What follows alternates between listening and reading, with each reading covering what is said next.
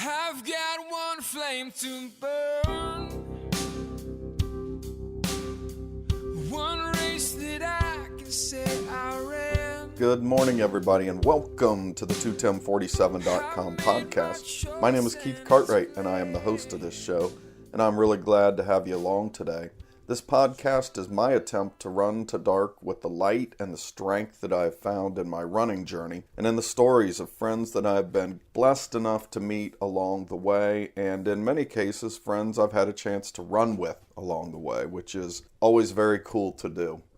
So, I think if you watch the news, if you look out there, there are a lot of days when light and strength are more important than ever. So I am more grateful than ever for the chance to have these conversations and to share this podcast with you, which makes me really grateful today to say thank you for today's show sponsor, my friend Tiffany Eisentraut. Tiffany is one of my latest Patreon supporters. I talk about Patreon a lot on this show. Patreon is a platform where folks can go and partner financially with creatives like me who have projects or just different things that they're working on where the financial resources can help them grow their dream and continue to work on things on a more regular basis. And so that's what Patreon is to me. That's what my partners who support me through Patreon help me do.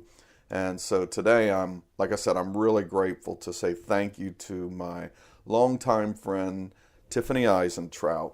If you're interested in learning more about Patreon, the different perks, different opportunities you can get through partnering with me there, go to my website, 21047.com, TWOTIM47.com. Click on the Support Me tab, and it will tell you all the different ways you can support me, including the Patreon platform. And so thanks to Tiffany and supporting today's episode, we get to continue on today talking with my friend Julie Bravo. Julie is on a mission, just like I was last year about this time, to run her first marathon. And so with this show, we have decided that we're going to follow Julie's journey, and I interviewed Julie, I guess, 6 weeks ago or so, maybe. She had just sort of got into this marathon training. Now she's heavy into it. And so she's starting to understand some of the ups and downs and some of the challenges and has some of the stories to share with us that go with running and training for that first marathon. So today I am happy to turn this over to my second conversation with Julie Bravo. And what a great conversation it was. Julie shared just some really good stuff with us, some insight into her life, into her challenges, and this running journey that she's on. So I appreciate you, Julie, and here she is. Well, I want to welcome Julie Bravo back to the 21047.com podcast. So welcome back, Julie.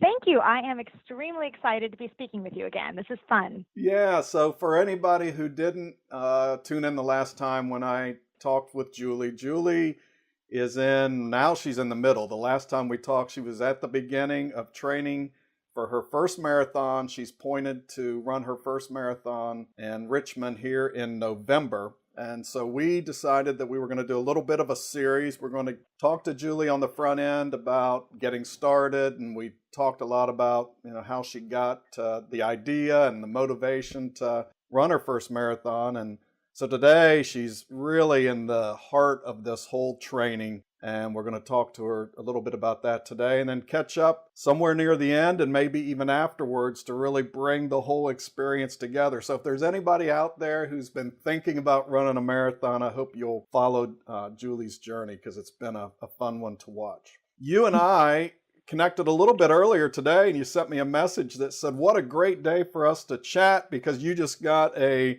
notification on social media that this is your 6-year running anniversary. Yes, I just love these social media things that you post pictures and then the next year it'll say, look what you were doing a year ago today. And I happened to look at my app and it said that I made a comment that, okay, I'm heading out on my very first out run.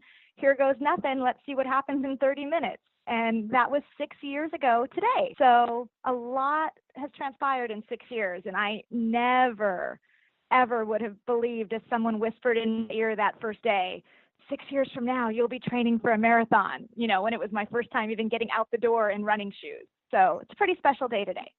Right. And so what do you think got you there? I know we talked a little bit about it the last time, but 6 years, can you pinpoint any certain things that happened along the way that maybe were more influential to getting you to this journey than other things? I honestly, that's a tough question. When I started running 6 years ago, it was just kind of the next step in my journey to be healthy and to reduce stress and to try to find something for me to do. I mentioned this last time. I was at the point where my kids were no longer babies and I didn't feel like I was needed at home 24/7, and I needed to find something for myself to do. And I guess, it's hard to remember 6 years back, but I guess I just loved it from the beginning, and I've been continuing to do it. And I've just met the most amazing people along the way. And speaking with people and watching their journeys and, running races with people or seeing people on social media posting about their races, it's so inspiring, and it just keeps me going every day. Yeah, and that's what I was going to ask you. If I know it's hard to pinpoint, okay, what kind of got you here, but you're somebody who right now is working to complete a marathon, and that's a huge accomplishment. Prior to that, what would you say is the biggest thing you've got out of running in these 6 years? I think running has given me a sense of accomplishment, something that it's completely on my own and something that I've gone out and done. And, when I've run some of my longer runs lately, the longest runs I've ever run lately, when I'm done, I'm so proud of myself. It just gives me a sense of pride when I think as we get older, a lot of the milestones in our lives have passed. Okay, I've graduated high school, I've graduated college, I have my degree, and, I've had my children, I've had my marriage, my wedding day, all these, big milestones. So a lot of times the older you get, you don't really have your first anything anymore. But running continues to give me new goals and new rewards. And I am able to tell myself after I hit these running milestones, wow, I'm pretty proud of myself. And I just did that. And I own that now. Before, I used to not own things like that. I didn't want to sound boastful, or I didn't want to sound egotistical or too self-involved. But now when I hit a running milestone, I'll scream it from the rooftops. I'm very proud of what I can accomplish. Yeah, I'm glad you said that, because I can relate to that just so well. If somebody asked me the same question, that's probably pretty close to word for word what I would say, just in terms of that sense of accomplishment and the aging. But the other big point, and I'm glad you made it, is because you're about to be a marathoner. I know that's going to happen, and that's going to be a huge accomplishment. But for people listening, you don't have to run a marathon to get that sense of accomplishment that you've had for 6 years before you ever ran a marathon. So I think that's important for folks that listen in, that running really, and I love that running, that there's races all the way from a mile to, I've interviewed some people the last couple of weeks that have run 135 miles or more. But, that sense of accomplishment can come anywhere in between there. So I'm glad you made that point. Thanks, definitely. Now, I still feel like, to go back to lengths of races and things, you've spoken, I've heard you in a few of your podcasts talking about people that have run, these mile races, and that's a speed thing,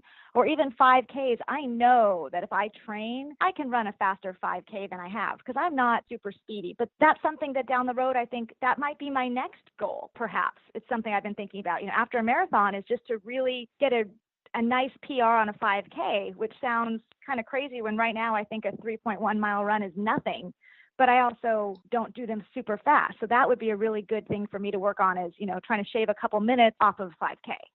Right. Yeah. And that's, again, a great point. There's just so many avenues in running to set some personal goals. And that's, why I love running so much, is it just gives you the freedom to compete against yourself, to find different milestones within your own journey that you can be, like you said, you can feel proud of, and you can shout to the rooftop that I did this. Well, and speaking of I did this, I know I followed you. It was a couple of weeks ago, I think I saw you did 14 miles, and then this weekend, and I know the last time we talked about setting a date for the next time we would talk, you said, oh yeah, that date will be great because I will have just run my 16-mile training run. And so Yes. you've completed that. What was that like? Oh my gosh, it was great. I did run 16.17 miles, I'll have to say, because I did add a little bit extra, as many of us do in this running group, thanks to our friend Bill, who pushes us to try to just tag on a 0.17 to the end of our runs. Yes, I still wonder every time I see all those. I wonder how many miles Bill is going to be responsible for at the end of this year. And somewhere he is slyly smiling about that, But Absolutely. Go ahead, please. So I ran 16 miles last Friday, and it was scheduled, my 16 miler was scheduled for a Sunday, but when I looked at my week's plans, I realized I was going to be spending the entire day Saturday wine tasting with girlfriends in Santa Barbara, and right. Part of that day would also be including about 7 hours sitting on a train back and forth. And I knew there was no way I could do that and then run 16 miles the next day. So I rearranged things a bit and decided to run that on Friday. And it went really, really well. I was completely nervous. I didn't sleep well the night before because I just kept thinking in my mind, oh my gosh, 16 miles, oh my gosh. And my dear husband, who I'm sure we'll speak about more, and many people know he's also training for his first marathon, but follows a quite different plan than I do. He just wasn't giving me the support I really wanted. He just kept saying, oh, you run 13 all the time. What's 3 more? Big deal. Get over it. And it's true. But in my mind, this was a real big deal. And I was kind of looking more of a, oh, honey, it's okay. I know it's a longer mileage, but you can do it. You've been training for this. I'm proud of you. I know you could do this. Not a, whatever, you got this, which is just, we speak different love languages, I guess. And his way of comforting me is just different. He didn't mean anything by it. But right.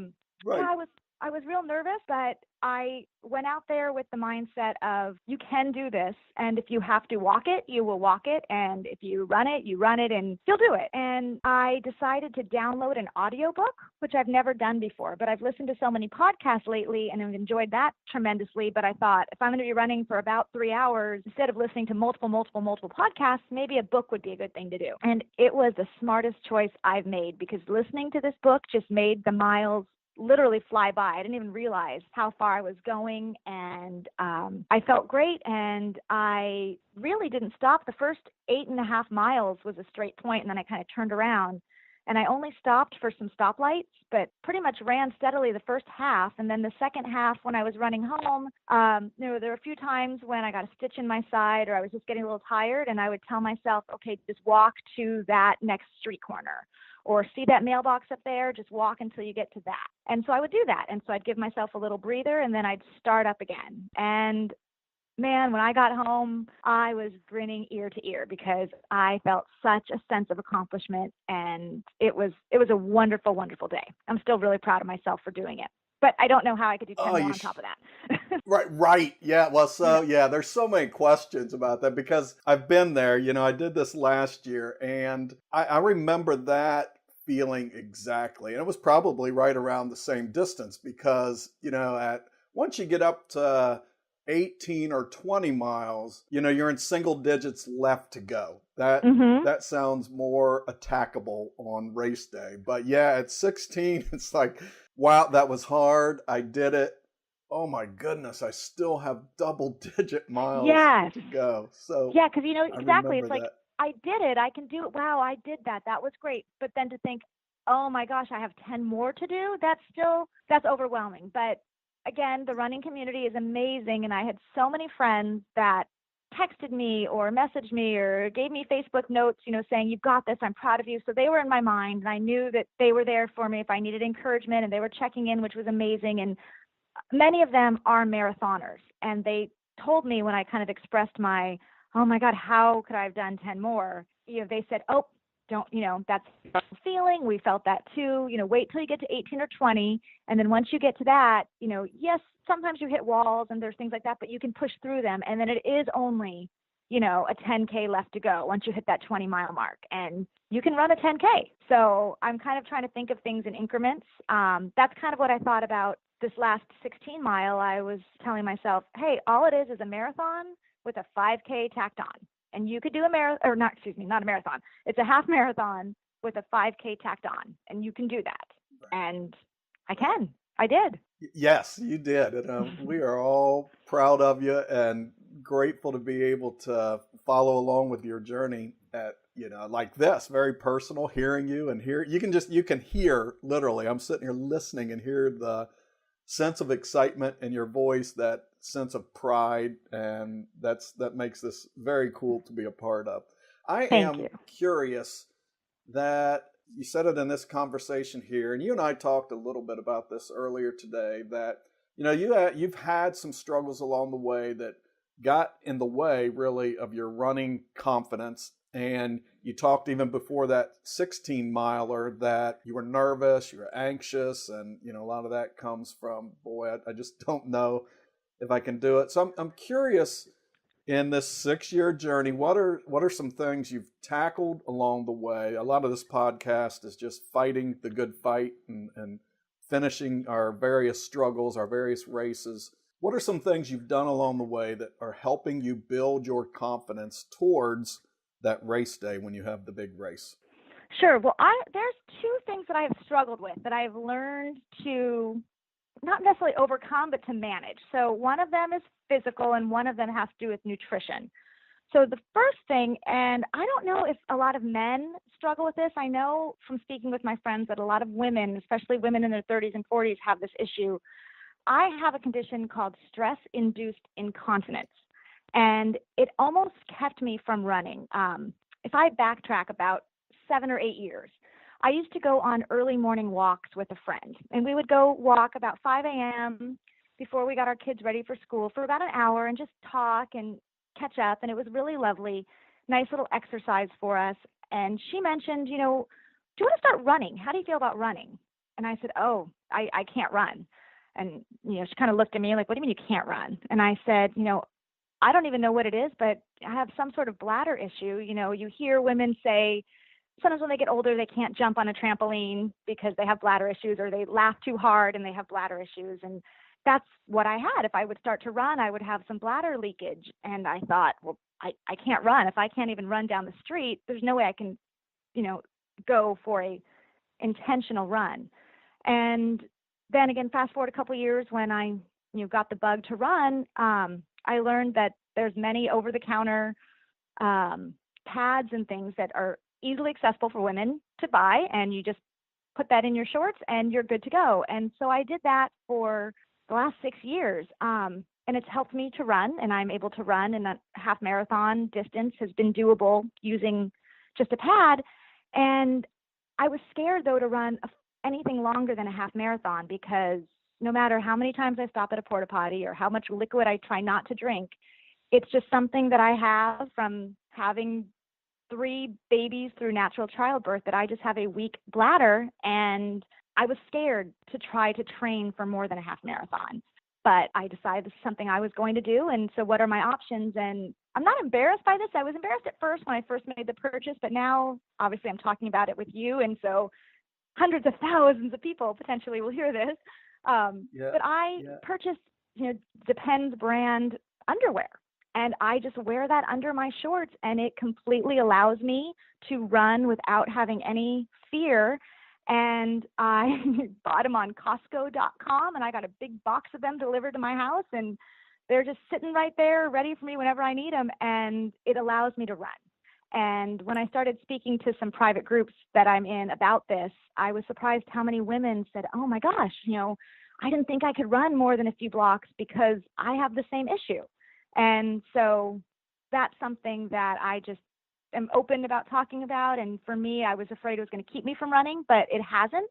And I'm glad I figured it all out. Well, before you talk about the nutrition piece, just let me say thank you. I really appreciate you sharing that. And I didn't know. I mean, I've learned something today.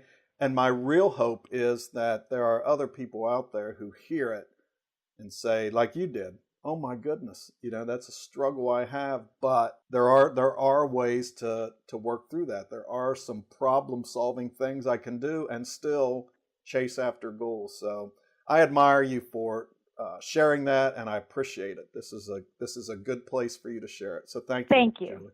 And thank you for allowing me this platform where I feel safe, talking about this and non-judged. And I mean, there's nothing to be judged by, but, I just felt very comfortable talking to you and your audience about this. And if I can, let one woman, or I don't know if men suffer from this for other reasons other than childbirth, but yeah, it's definitely doable. The second issue that I had, which really almost stopped me from running a couple years ago, was my nutrition.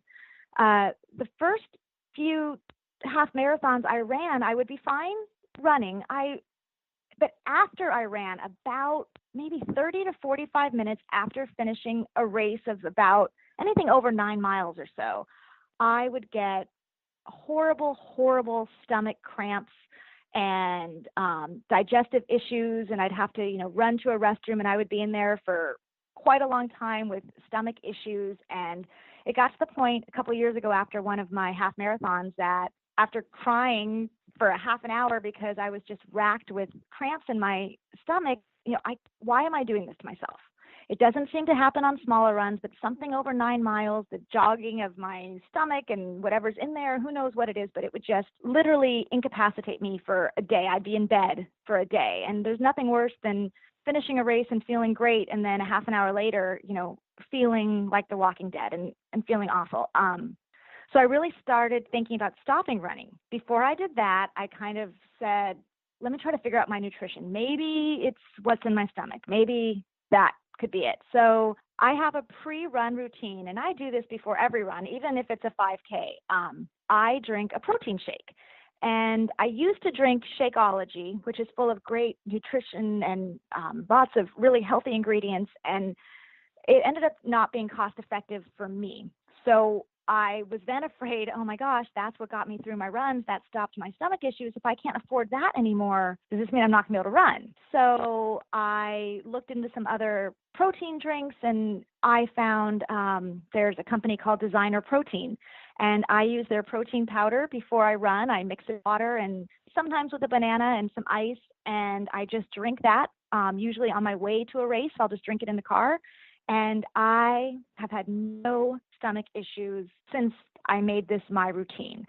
So again, I ran 16 miles last weekend, and before I ran, I just drank, this protein shake to give me, protein and some good ingredients in my body, something healthy, but not too heavy. And it wasn't something, everyone has different routines. Some people like bagels, some people like, pasta the night before.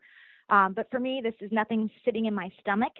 And it's all good, healthy ingredients. I was waiting this last week after I ran my 16 miles, half hour after, 45 minutes after, hour after. I kept waiting, am I going to get stomach cramps? Am I going to feel awful for the rest of the day? And I didn't. I felt amazing. So I would just like to share that experience with your listeners that, if you do feel sick after a run or are having, stomach issues or bowel issues, try mixing it up, try different things and see what works for you, but don't think, oh, I can't run because I'm always hurting afterwards. There's ways, I believe, to, try new things and figure out what works for you before you throw in the towel. And that's great advice. And it's, so consistent. I talked with Robin Larkin. I just released her podcast today that we talked about running in the heat. We had a lot of conversation about hydration and what works. And, Robin's talked a lot about she drinks pickle juice, right, to replenish the salt.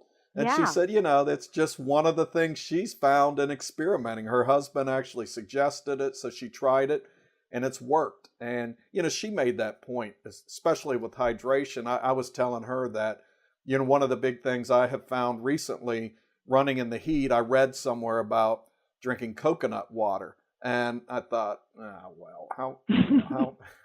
how can that make a difference? But the book I read, Finding Ultra, Rich Roll, he replaced all of his sports drink. Now he's a plant-based guy, so all he eats and drinks is plant-based stuff. So he's way on the other end of me. But anyhow, he talked about substituting the sugary sports drinks with coconut water. So I said, oh well, if it worked for him, I'll at least try it. And it's made all the difference in me in my long, hot runs. I can't stand the taste of it. It's hard for me to drink it down, but it works. It's made running the long runs in the heat that much easier to do. So I think it is when it comes Yeah. to eating. I think there are probably some pretty strong concepts that people agree on in terms of, what sort of foods or what types. But I think we all have to, experiment like that and figure out what's gonna suit us. Exactly. And there's a lot of people that I see running and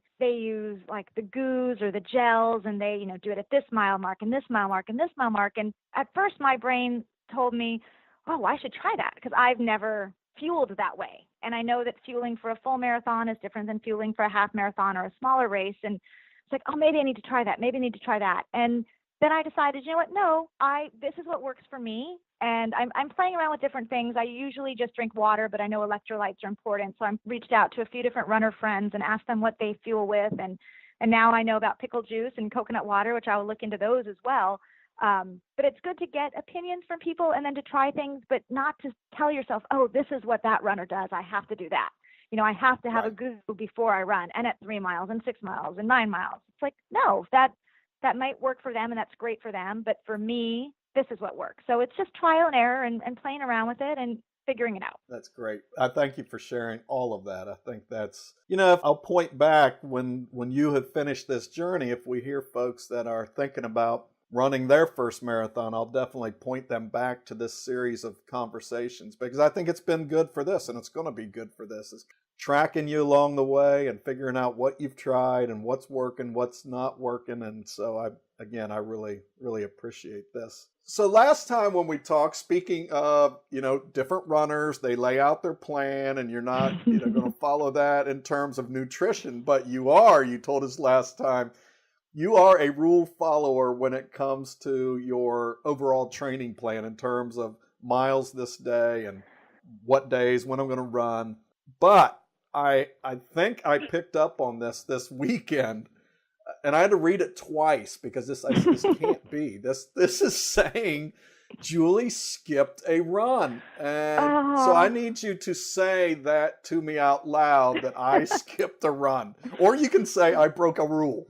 Okay, it's hard. I'm a recovering perfectionist, a self-diagnosed recovering perfectionist. And yes, I changed my running plan yesterday and I feel very guilty about it still. And it's hard for me. I know it's no big deal to miss a run. I mean, you get sick or you get injured. It's not the end of the world. And it's interesting because I am so much more accepting and understanding of other people than I am of myself. If I was in the same situation I was in yesterday, I wouldn't have batted an eye and would have told them, well, of course you didn't run. But for me, I'm still struggling with this. But yes, what happened yesterday was I had 8 miles on my running schedule.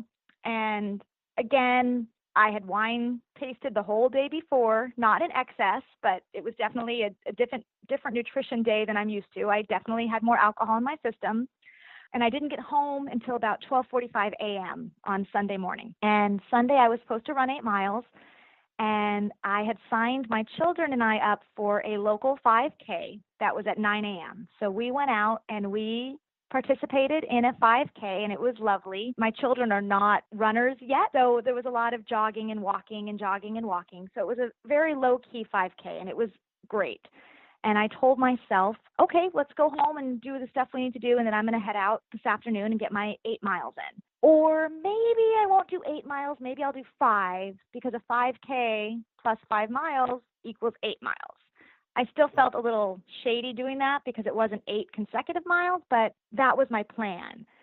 And then the day wore on and it was hot and I had laundry to do and my kids needed to be driven around, and finally I said, okay, 6 o'clock. If I'm going to go run, I have to do it now. And then I kind of saw my bed in the room. It looked real comfortable and I was really tired. So I said, well, maybe I'll take a nap and run on the treadmill tonight. So I took a nap and it felt great and I needed it. My body needed to nap. I was exhausted from the 16 miles on Friday and then my wine tasting excursion and then the 5K. And then it got to be about 9 o'clock at night and I just finished dinner and I said, well, if I get on the treadmill now, I can still get my miles in, but then I'm going to be up late and I really do need to sleep because I have a busy week ahead of me. And just back in my mind, back and forth. And finally I said, Julie, this is stupid. Just you're not running today. So I didn't run. I'm bothered by it. I really am. I'm smiling about it right now when I'm talking to you. And I know it sounds ridiculous, I'm sure, but it is bothering me that I didn't get it in. But I know deep down inside it would have been silly to push myself just so that I could check that off my list. I mean, my life is not going to end that I got 3.1 miles in yesterday instead of 8. But I still feel badly about it. So that's me. That's how I am. That is great. So two things are coming to mind right now, and maybe they'll help you, maybe they won't. But I remember, and this has been a couple of years ago, and I was just starting this whole running thing, but I was trying to follow different plans. And it was early on when I think I had a 5-mile run, and I went out and just 2 was really all I had in me, and that was it. So I shared all that in the Meg's Miles group that you and I belong to. And I remember Bruce Hayes, who's very active in that group, and Bruce is a very accomplished marathoner. And he responded to me, he said, Keith, I'm going to tell you, there are a lot of days when I just start running and I just know this is not going to be my day. And so I just call it quits. I'm not going to go out and force something out of the day that I know is not there.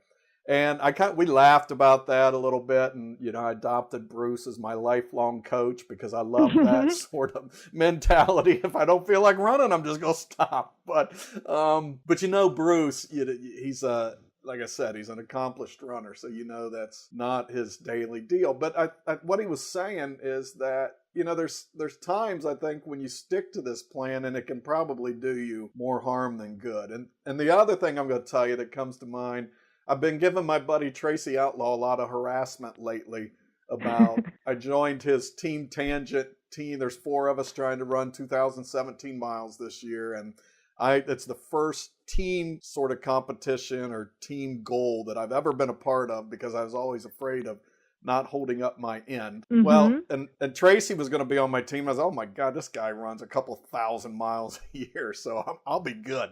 He's got me covered. Well, he's just not running that much, or at least he hasn't the first half of the year. And I've been giving him a lot of hard time. But I interviewed him recently, and he said, we joke about it, but what I've really tried to do this year, and work has caused a lot of it, is I've just tried to get more balance in my life. To me, when I'm listening to you, it sounds like you had an awful lot of balance this weekend. There's a lot of good family time, friend time. You had your big 16-miler on Friday. So if it helps you at all, I think in the name of family balance and friend balance and life balance, you deserve to not tackle that one yesterday. Thank you. And it is nice to hear people like you mentioned, Bruce, and that's great to hear his philosophy because I look up to him tremendously as a source of inspiration and someone who knows what they're doing and who is such an accomplished runner. So that always does help to hear, that's how he feels. You can skip a run, or sometimes it's not worth it. If you know it's not there, why push it? I am trying to think about that a lot more as well in my own mind. Like I said, I'm this recovering perfectionist. I know to myself, I was thinking about this when I was preparing for my 16 miles. Not knowing how I was going to kind of deal with my pace, knowing my pace would need to slow down a bit because I haven't quite figured all that pacing out yet since I don't run long distances generally, how I need to slow down if I'm going to make it through a marathon and all that. And I was thinking, nobody at all cares if I run a 9-minute mile or a 13-minute mile. I'm the only one that probably is worried about my splits and my times. All of my friends and my family and all the other runners I know just cheer me on because I accomplished something. You went out, you set out to do this and you did it, or you did your best if you didn't finish that day because of whatever circumstance. No one is going to judge me because, oh my gosh, look at Julie. It took her 15 minutes to run that mile and they only ran in, it takes me 8 minutes to run a mile. No one worries about that. And I know many of your other people you've interviewed before have spoken about that we're running our own races and we're not supposed to compare ourselves to anyone. Not that we're not supposed to, that we just shouldn't. This is our own thing. And I'm much harder on myself. And I'm just trying to remember that no one else judges me the way I judge myself. And I need to let that go and just, take each day at a time. And you're right. I had a wonderful family day yesterday and that trumped running 8 miles for sure. Well, I'm sitting here, I'm smiling, ear to ear, grinning, only because you're saying all the right things as a recovering perfectionist. But I happen to be married to one, and so I know that saying all the right things and trying to get my mindset into that sort of whatever happens is going to happen. I'll just do my best sort of mindset. For like I said, living with a recovering perfectionist, I know that's easier said than done. So I'm It gonna is. keep. Yeah, and I'm also laughing because I know Andreas is not Yes. quite the recovering perfectionist, much like me. I just sense there's a balance in your relationship like Katie and I have that because earlier when you said we're talking about him, oh, it's just another 3 miles. You'll be fine. You've got that would be me. And then the recovering perfectionist that I'm married to that just would not go over well. So I'm laughing at the whole thing, but I think you're on the right path. I think you're going to do just fine, and I know we're all going to be cheering. But I think I will, now that you've brought this up. I am going to ask when you cross the finish line what your pace was, just to aggravate you. Oh my gosh. I'll keep that in mind now. Also, as I'm running, if I see my pace slow down, I'll tell myself, Yeah. oh my gosh, Keith is going to ask me. I have to pick it up a bit. Yeah, I may be sending you texts just reminding you what your pace is. So I do want to ask, again, because I've been here, I did this last year, and I know as you start getting up to those bigger runs, I know 16, 18, I think I tried 20. To be honest with you, I don't even think I got to 20. I get to 19. It was so hot, and I never even got 20. But those runs got harder and harder. And I'm just curious what inspiration you're drawing on. What is pulling you through these long runs that you've been through and the ones that you have coming up? Well, I think the 18-mile that I have coming up in a couple weeks, I'm going to be great at. I'm hoping. But I'm thinking, I've done 16. So I'm just going to tell myself 2 more miles is no big deal. I can get 18 done. 20 is the next obstacle after that. My plan calls for 2 20-mile runs. And I'm actually very excited for my first 20-mile run. I have made plans with a fellow Meg's Mile friend of mine, Anna. She lives about an hour from me. And we ran last week. She was vacationing near my home, so we ran together a 10-mile run. And she's also training for a marathon that is a week before Richmond. She's not running the marathon in Richmond, but she's running a marathon the weekend before, and she's run 2 previous marathons. And she told me, hey, I'd love to run with you. Let me help you through this. Let's do this together. She loves to chat when she runs, and I'm not much of a talker when I run, so it's great because I can listen, and she chats away and doesn't mind me not responding fully. And it makes the time fly by because she's lovely. So for my first 20-mile run in October, I'm going to head up to where she lives, and she has a route that's 10 miles out and 10 miles back, and we're going to do that together. It's that friendship and that camaraderie and knowing that someone else is there to cheer me on and help me through this that's kind of getting me through that. So I'm excited because she'll be there for that first one with me, and then I know that once I get through that, then I'll be able to do another one by myself. So friendship is good. Yeah, that is great. And yeah, Anna, she's the perfect partner to run with, even if she was talking. And I run a lot. Well, I run almost exclusively by myself, and I usually have music or something going because usually I can't talk when I'm running. So I'm like, nobody would want to run with me anyway because I can't talk. So, but if I had somebody who just wanted to talk and just needed somebody to listen, that might work for me. Yeah, it was funny when Anna and I were running 10 miles recently.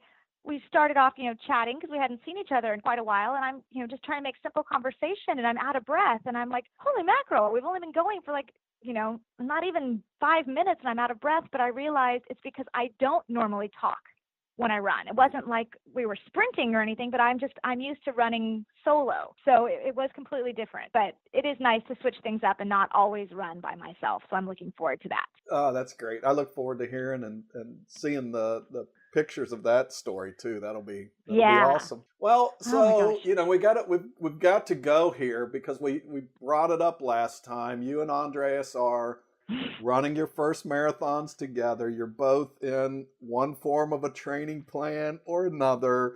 I think it came out sort of indirectly and then pretty directly last time when we talked that there might even be a little friendly competition going on, or at least one that you internalize as a friendly competition. How's Andreas training going? Well, how is he training? I don't really know what he's doing still. I have not figured it out. He runs when he wants to run and doesn't run when he doesn't want to run. Today, I'd mentioned this previously. I work during the day and he works late afternoon to evening. So I generally run first thing in the morning has been my marathon plan. He runs sometimes after I'm already off at work. He'll get a run in before he goes to work if he feels like it. I don't really know when he's going to run. He doesn't tell me. So today I happened to just be scrolling on Facebook and I saw that he ran, but he ran 3 miles, which is great. But that's what he tends to do. He runs 3 miles. He runs 3 miles. He runs 3 miles. And one day maybe he'll push it to 10. And I love him and I support him, but I still don't think he's got it through his head that 26 miles is quite different than anything we've experienced. He can do a half marathon without blinking an eye, which still bothers me sometimes because I can't. He has a half marathon this weekend, and I have no doubt he's going to crush it. I think he's going to get a PR because he has been running more, but I still don't think he realizes that 13 miles and 26.2 are completely different. So we'll see if he gets a long run in. I told him I was going to be doing 16 the other day, and I said, hey, you want to do 16 with me? He said, no. He goes, I think I'll go run, but I don't want to do 16. And I said, okay.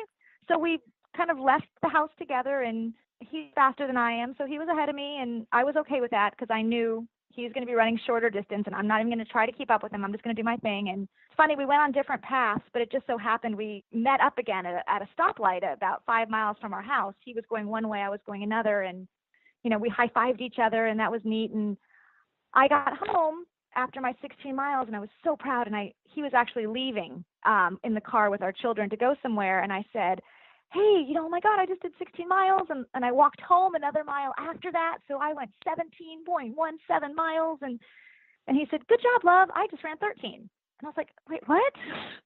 And I was proud of him, but I was like, I was so happy that I just did 13, and he's like, yeah, I just did 13, like it was nothing. And so we just have different philosophies. So we'll see what happens. Well, I don't know.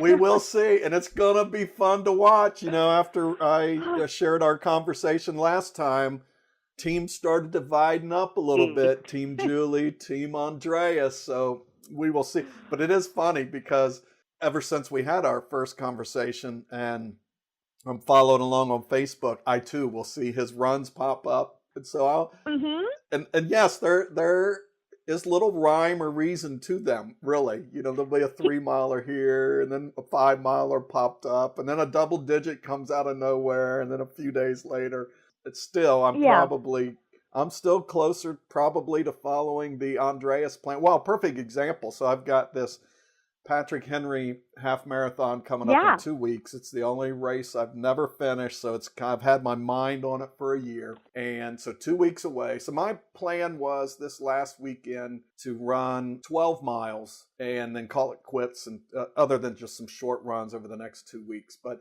I ran 4 miles at the race that we had as part of Meg's Miles last Thursday night. Yeah. I ran it. I felt good. I really felt strong. And I got to thinking about it. I said, my legs, I've been running a lot. I'm just going to giving them rest for 2 weeks. So I'm canceling out this 12-mile run. You. I'm going to do 8. And then yesterday, we actually went on a family hike Saturday, and there was a lot of hills up and down, and so my legs were a little tired yesterday. So I said, you know what, I'm making my last run 5 miles. So I ran 5 miles yesterday, and now it's just going to be short runs here and there. So that's probably more in line with an Andreas training plan than yours. That is absolutely the Andreas training plan. Yes.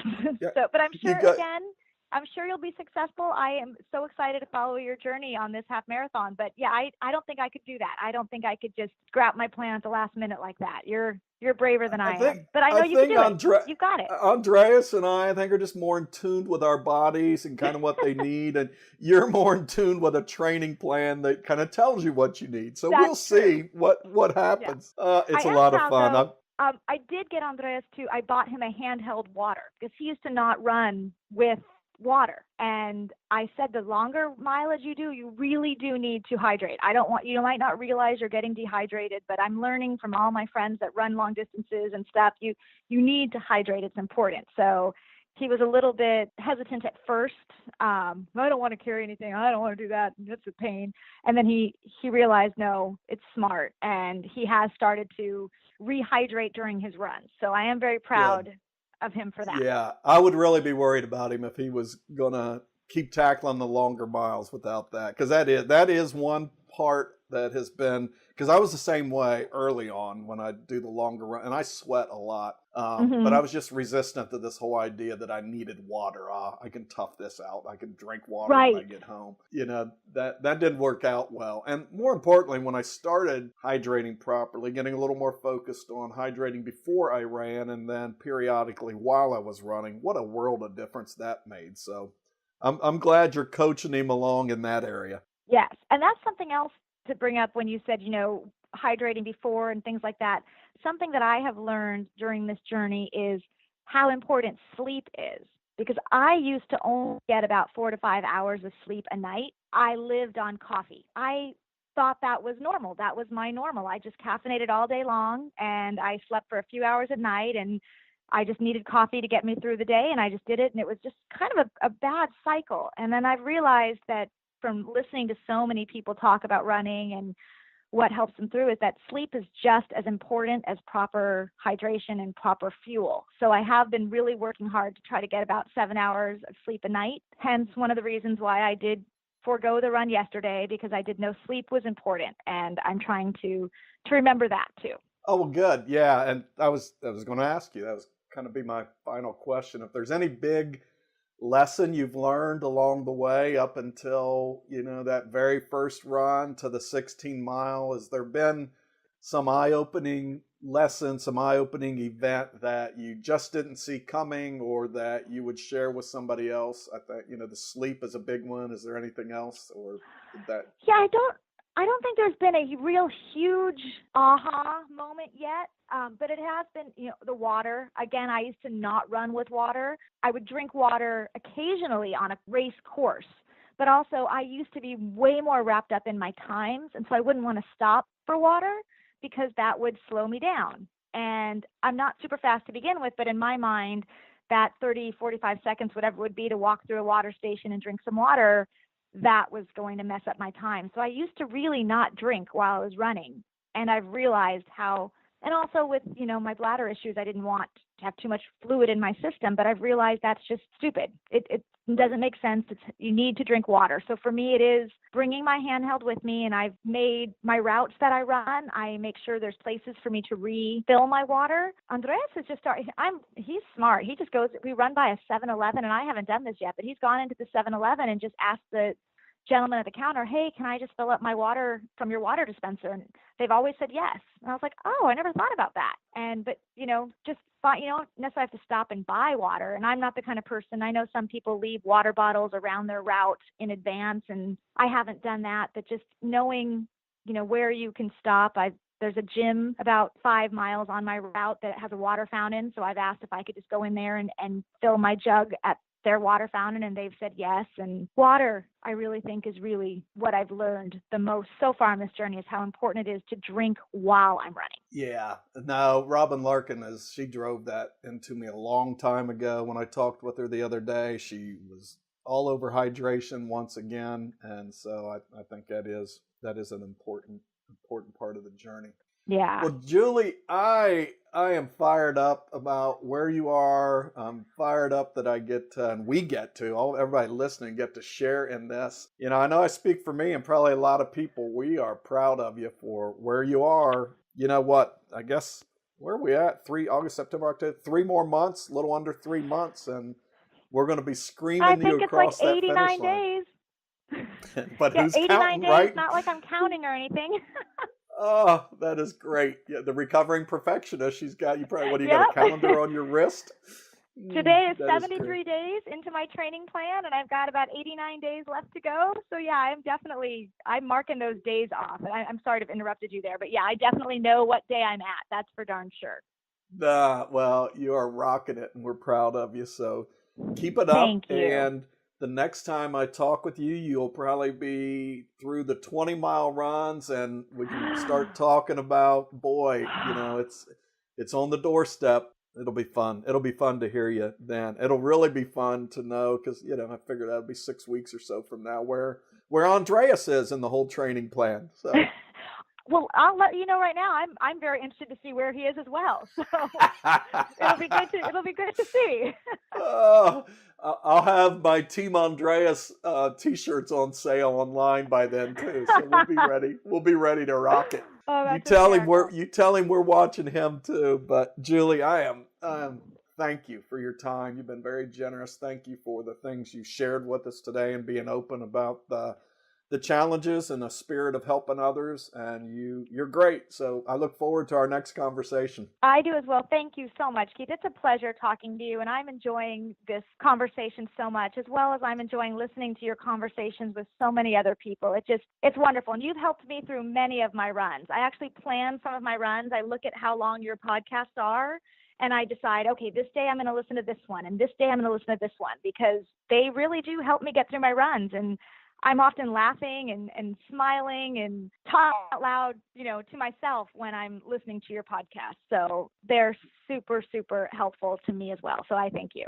That means a lot. That really does. So it makes it worthwhile. Until the next time, you keep running, friend. You keep doing well. And I appreciate it. You have a great day. Thanks, Julie. Thank you. Talk to you soon. Well, thank you again, Julie, for being on this show today and for being a part of this series. I am just absolutely looking forward to November, you coming to Richmond. Let's make that dream come true, crossing that finish line of that Richmond Marathon. And you've been pointing hard towards it. We're all proud of you. And just thank you again for being on the show and continuing to share your journey. And, never know who you might be inspiring. Maybe somebody listening is thinking, I can do my own marathon too, and that would be cool to point them in the direction of finishing that race on their own. If you ever have any questions, comments, suggestions about this podcast episode or any future ones, if you have folks in mind that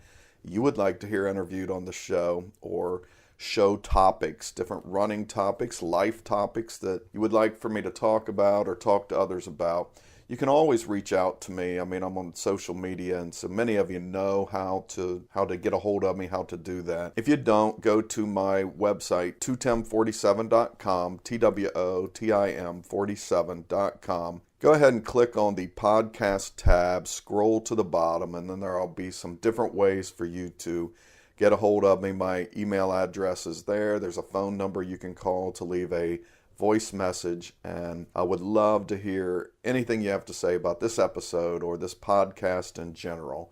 The input that you provide is always helpful, and helps point this in a good direction, which is absolutely what I want to have. So anyhow, thank you for listening in today. Thank you for partnering with me and supporting Julie's journey and everybody's journey that comes on here. Thank you again to my dear friend Tiffany again for sponsoring today's episode and this mission as a whole. I'm so grateful for your support, both through Patreon and just as a friend and as an encourager of projects like this that I like to take on. So thank you, Tiffany. Until next week, until next time, I don't know if it'll be a full week until we meet again, but until that next time, I hope you all get out there, have some great runs if you're going to run, cheer people on if you're not going to have the chance to run. And if you don't like running, that's okay too. I just want you to keep coming back here to the 2tim47.com podcast. So you all have just